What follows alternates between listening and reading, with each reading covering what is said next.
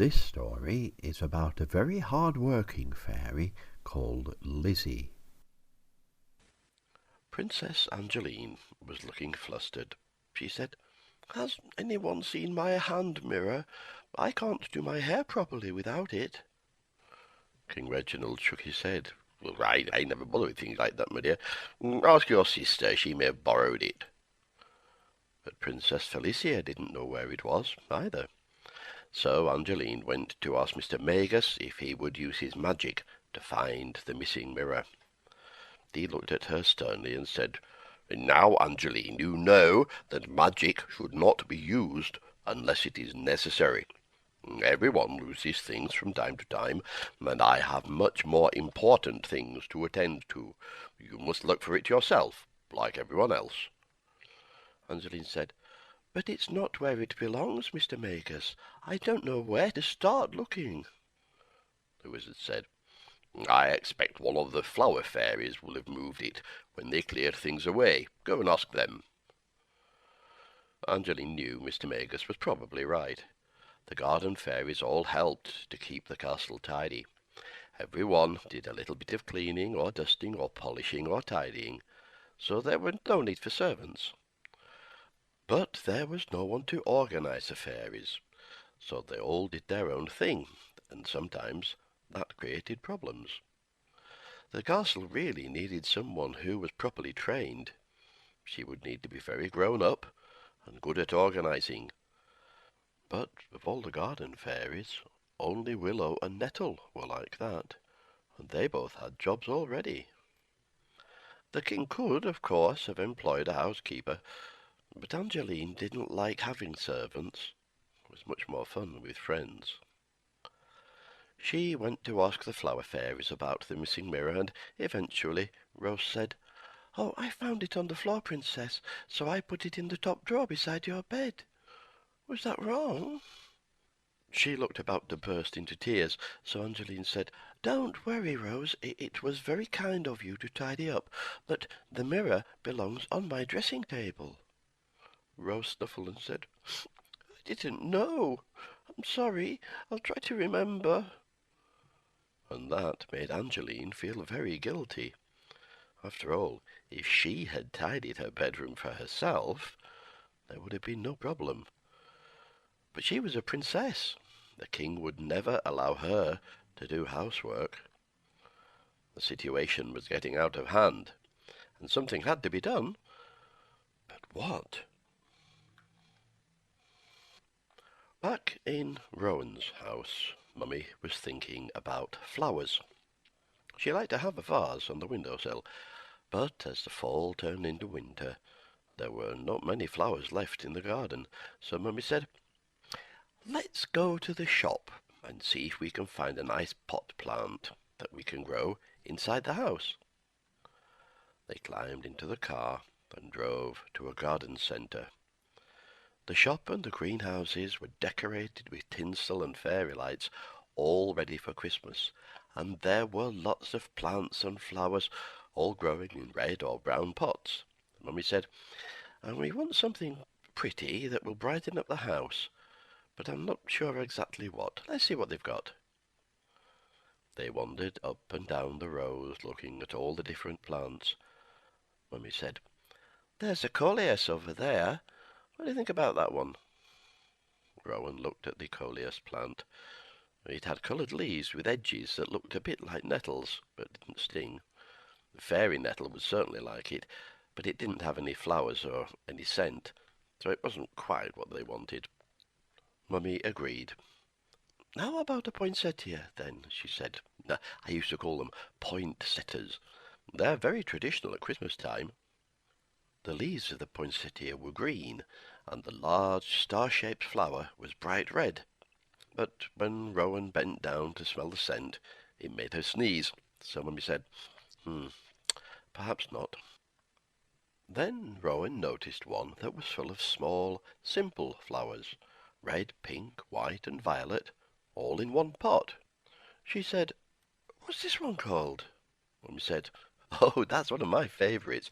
It's called impatiens. I had one when I was a girl. I used to think its name meant impatient, because it always wanted to make more flowers. I think one of those would be just right, sweetheart. Will you choose one for us?" Rowan looked at the group of impatiens plants. They were all pretty, but some had only one colour, and some were bigger than others. In the end, she chose the largest one with the most flowers in the most colours. It seemed strange to think of flowers that belonged inside the house, not in the garden, but Mummy was right. It would brighten everything up. The flowers looked a bit like wild roses, and as Rowan bent down to smell them, she saw a tiny face peeping out from between the stems. "Hello," Rowan said. "Who are you?" The fairy blinked her eyes and said, "You can see me? But you're human." Rowan said, "That's right, but I have lots of friends who are fairies. My name's Rowan. Are you the impatient fairy?" The little fairy laughed. "Away with you. It's impatiens, not impatient. And anyway, my name's Lizzie." "Do you live here at the garden centre?" Rowan asked. "Well, yes, I do for now, but I come from Wales originally. Do you know where that is?" Rowan nodded. "I have lots of friends from England, and Wales is the bit at the left-hand side, isn't it?" Lizzie chuckled. "Well, that's not very flattering, but it will do." Rowan said, "So, why did you leave Wales and come to California?" Lizzie said, "Well, look, you, that may have been a mistake. I thought the valleys were a bit cold and wetsy, and I fancied somewhere warmer. But I'm the only one that seems to do any work around here, and I get a bit cross sometimes." Rowan said, "But you're a flower fairy, aren't you? You're not supposed to work, like tree fairies do. You're just supposed to play and help people sometimes." Lizzie said, "Well, now, that may be all right for some, but I can't abide being bored, see. I have to be doing." Rowan said, "My garden fairies all have plants and things to look after, but they still find plenty of time to play." Lizzie said, "Do you have lots of fairies in your garden?" Rowan nodded. "We actually have two gardens. The second one belongs to Princess Angeline. She lives in the castle." Lizzie's eyes opened wide. "You have a castle? A real castle? We have lots of them in Wales, but I've never dared go inside one. Is it very grand?" Rowan said, "In a way, I suppose. But it's all very friendly. King Reginald is rather sweet, and Queen Berenice is really nice. She likes to have everything tidy and neat, too." Lizzie looked disappointed. "So I suppose there are servants everywhere, dusting and cleaning and polishing all the time?" Rowan said, "Well, no, actually. Princess Angeline doesn't like having servants. She just likes friends to help. And all the garden fairies are happy to do a little bit, so the castle doesn't get too untidy." Lizzie climbed out of her plant and stood on the table. She wore a blue dress and an apron with a yellow top that had puffed sleeves. Her hair was tied up in a ribbon, and she wore sensible sandals on her feet. She was very obviously dressed to do housework. She stood and looked up at Rowan with her hands on her hips. "Flower fairies doing housework," she said. "Oh, it will do them good, but they'll have no idea how to do it properly." Rowan said, "You may be right. I always sneeze when I go into the library. Maybe that's dust. It always seems to come back." Lizzie looked appalled. She said, "Oh, they're silly. Do the job properly first time, that's what I say. Saves work in the long run." Rowan said, "Two of my fairies would agree with you. Willow is our nurse, and Nettle is a castle gardener. They both work very hard." Lizzie said, "Castle gardener? I thought you said there were no servants." "Oh, Nettle's not a servant, Lizzie. She does the work because she loves doing it. She was a bit bored and lonely before she came to the castle." Lizzie went very quiet for a moment, then she said, "Miss Rowan, do you think there might be an opening for me in your castle, I mean? I'm not very grand myself, see, but I do love to keep busy. Do you think you could maybe put in a good word? I don't mind starting in the scullery or the kitchens." Rowan said, "I can do better than that. Climb back into your plant and stay very quiet. Mummy will bite, and you can come home with us. And when you've met all the garden fairies, we'll go together to see the king, and you can ask him yourself." Lizzie looked nervous. "I'd love to come back with you, but I've never seen the real king before. He'll think I'm not nearly grand enough to work in a castle." Rowan said, "I bet he won't. I think you'll like him, and everybody else in the royal family too, and I reckon he'll be very pleased to have a friend like you." Lizzie said, "A friend? Me? Friends with a king? Oh, that's unlikely. I'm just an ordinary working fairy." Rowan said, "Well, but you'll have to be a friend, not a servant, or Angeline won't have you there." Eventually Lizzie agreed to try. She packed up her duster and her brush and went to hide in the middle of her plant while Rowan's mummy bought it and took it home. They put the plant on the windowsill, and Rowan said, "There's lovely." Mummy laughed. "That sounded as though you came from Wales, sweetheart." "You're right, though, it does look nice." Rowan said, "I can't remember its name, though I keep calling it Impatient." Mummy agreed. Impatiens is hard to remember. That's why most people call it by its more popular name. Rowan said, "What's that?" "It's called Busy Lizzie. Somehow that seems a lot more suitable." And Rowan, of course, agreed. Fairy Lizzie soon made friends with all the garden fairies, especially little Rose, whose wild flowers looked very similar to Lizzie's. They soon discovered that Lizzie knew lots about housework, how to clean floors properly, how to dust so that it didn't come straight back, how to polish things so they shone, how to keep things tidy, and so on. They were surprised that it could be so complicated. But Lizzie said, "It's not a problem if you just get organized. In fact, I bet you're all doing much more work than you need to. If you had a proper rota, you'd have lots more time to play." Primrose said, "What's a rota, Lizzie?" Lizzie said, "It's a proper list to show who has to do what and when. It means that no job gets left undone, and no one does the same job twice." Primrose said, "That sounds like a very good idea, but none of us can read, so we wouldn't understand it." Lizzie said, "I think I can find a way around that. Suppose I draw pictures of all the jobs that must be done. A feather for dusting, a mop for cleaning the floor, a cloth for polishing, a brush for cleaning the carpets, and maybe a big box for tidying things away. We can stick the pictures on a chart, and you can all draw pictures of your flowers. Then we can stick them on the chart too, so everyone can see who has to do what." Primrose clapped her hands. "Then we'll all know when we can play and when we have to work and what we have to do. We'll never get mixed up again." But Rose said, "It's still a bit complicated, Lizzie. Do you think you could stay and organize us? We'll work much better if someone shows us what to do." Lizzie said, "There's a lovely idea, but I don't think I'm good enough to work in a castle, see." Rowan said, "There's one easy way to find out. Come on, everyone. We're off to see the king." King Reginald was reading in his library. Everyone came in to join him, and Rowan sneezed. Lizzie ran her finger along one of the bookshelves and sighed quietly.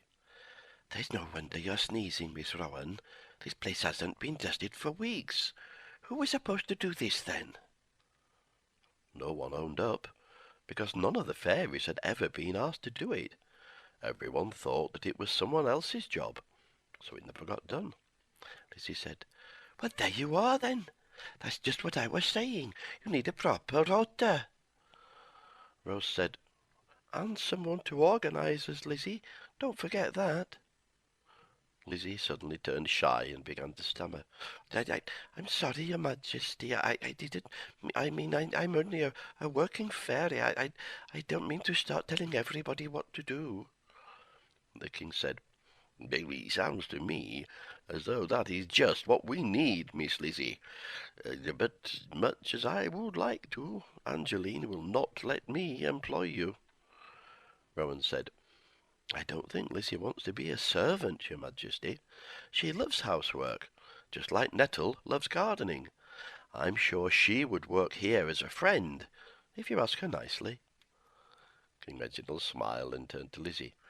"It's not entirely up to me, my dear. Let me call Berenice and the girls." Lizzie became very nervous when the Queen and both princesses came in. She did a little curtsy and then looked helplessly at the king. Reginald said, "My dears, I think this young fairy is going to be very special for us. She is very clever and hard-working, and she knows all about running a house or a castle." Angeline started to say something, but the king held up his hand. "Don't worry, Princess. I have no intention of asking her to be a servant. Quite the opposite, in fact. But I need to have your agreement. What do you think?" Angeline said, "Miss Lizzie, do you really want to take charge of our castle? It's hard work, but we'd love it if you do." Rowan nudged Lizzie, and the little fairy said, "Well, now there's a lovely idea. Sure, there's a lot of work, but that will suit me just fine." King Reginald looked at Felicia and Queen Berenice, who both nodded enthusiastically.